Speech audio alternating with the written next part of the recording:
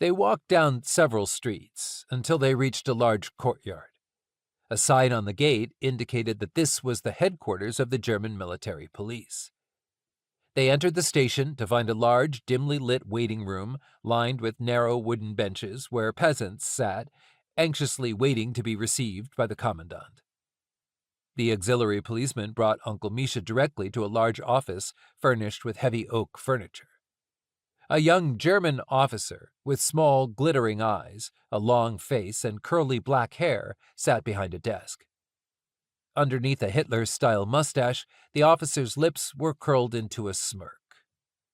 A young Ukrainian translator in a white embroidered shirt was seated at a second desk. Uncle Misha stood at the threshold and gave a low bow in accordance with Ukrainian custom. He leaned on his walking stick and waited indifferently. "Ask him what he's doing in Radomashil," the commandant instructed the Ukrainian, who translated it for Uncle Misha. "My neighbor Makhar was just in Radomashil," Uncle Misha began, speaking slowly and calmly. "And he told me that there's a prisoner of war camp here, where my son Petro may be held. So I said to my youngest son, Mitka, let's go to Radomashil to find out if this is true. Anyway, we packed some cornmeal pierogies with poppy seed filling. My Petro really loves them. And some underwear and—" "What's he carrying on about for so long?" the commandant interrupted. The Ukrainian translated the narrative. The commandant's beady little eyes stared at Uncle Misha. "He looks suspicious," he said. "Try pulling on his beard to see whether it's natural or glued on." The Ukrainian walked over to Uncle Misha and yanked on his beard a few times. "What a strange custom you have here in Radomashil," Uncle Misha said indignantly.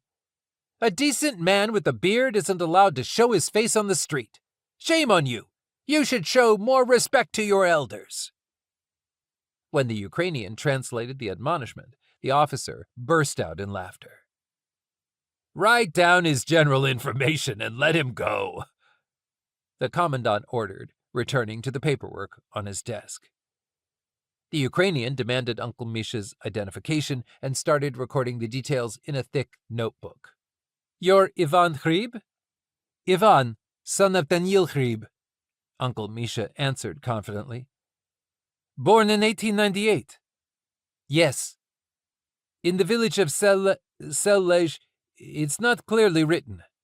"From the village of Selezhivka, near Velidniki," Uncle Misha explained. "Selezhivka!" the commandant shouted, jumping from his chair. With one leap, he was standing in front of Uncle Misha. "You're a partisan!" he yelled, foaming at the mouth and shaking his pistol in Uncle Misha's face. "Admit it, you Ukrainian dog!" Uncle Misha immediately realized that he'd made a mistake, but could not imagine what it was.